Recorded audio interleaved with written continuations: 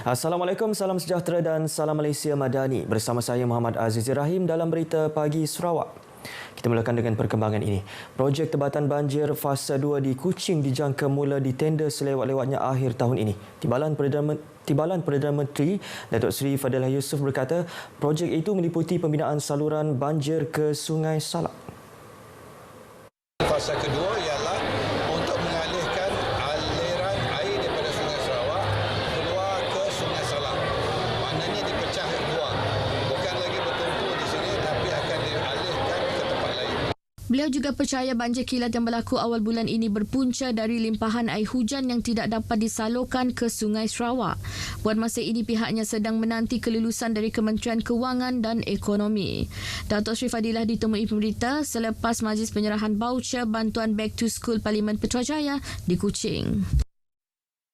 Sarawak berpotensi menjadi destinasi pilihan untuk rawatan pergigian di rantau ini. Premier Sarawak Datuk Patinggi Tan Sri Abang Johari Tun Openg berkata, ia dapat direalisasikan dengan meningkatkan jaringan perhubungan dengan destinasi serantau seperti Indonesia dan Australia. Beliau juga yakin industri penjagaan pergigian Sarawak akan berkembang dengan kukuh pada masa depan selari peningkatan ekonomi negeri.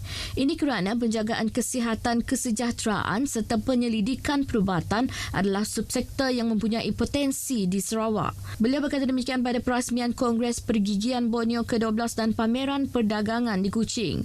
Teks ucapan beliau dibaca oleh timbalannya Dato' Ahmad Dr. Sim Kui Hian. Dalam pada itu, Premier memberitahu Jabatan Kesihatan Sarawak telah melakukan penambahbaikan berterusan dalam penjagaan kesihatan mulut dalam kalangan rakyat negeri ini. Setakat 2022, terdapat 49 klinik pergigian kerajaan di negeri ini dengan 39 daripadanya menyediakan perkhidmatan penjagaan kesihatan pergigian.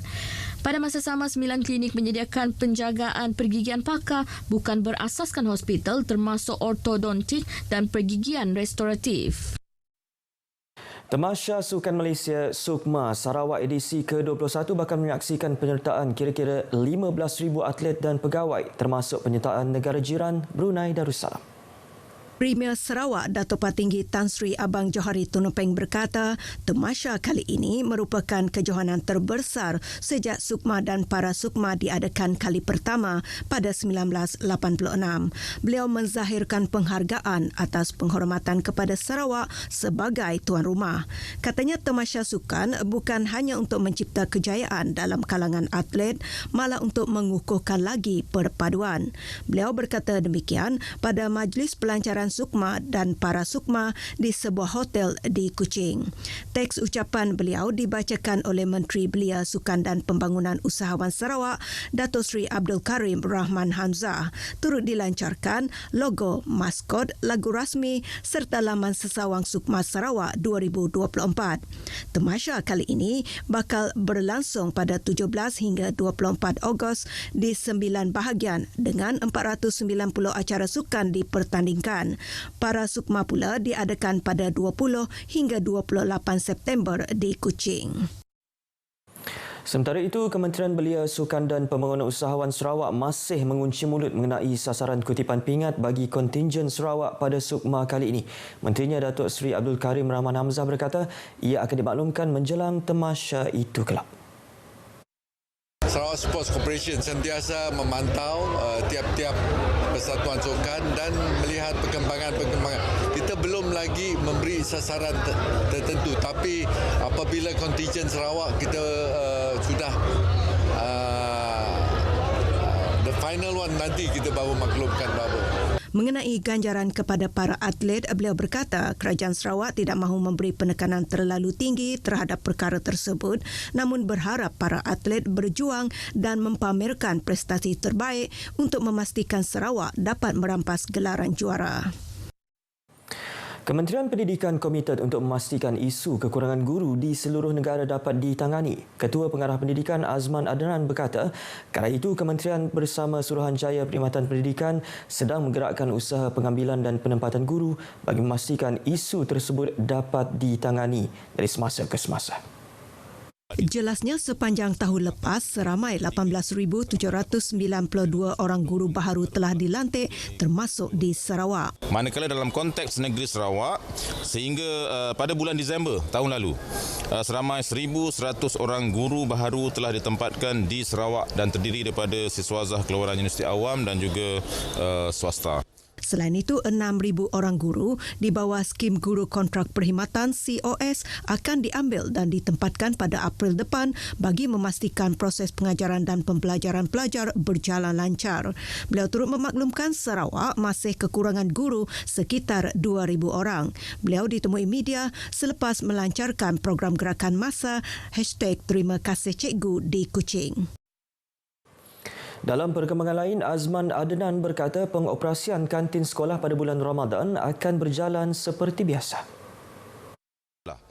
So kita harapkan seminggu ini anak-anak kita akan rasa selesa apabila mereka hadir ke sekolah dan apa yang mereka terima pengalaman sepanjang minggu pertama itu akan menjadi pendorong dan motivasi untuk mereka hadir ke sekolah pada minggu-minggu berikutnya.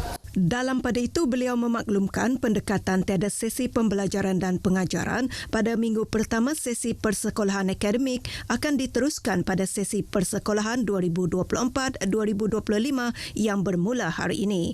Sebaliknya, minggu pertama persekolahan akan diisi dengan pelbagai program untuk mengalu-alukan dan menyantuni murid agar dapat menyesuaikan diri dengan ekosistem serta budaya sekolah selain mengenali kawan-kawan dan guru.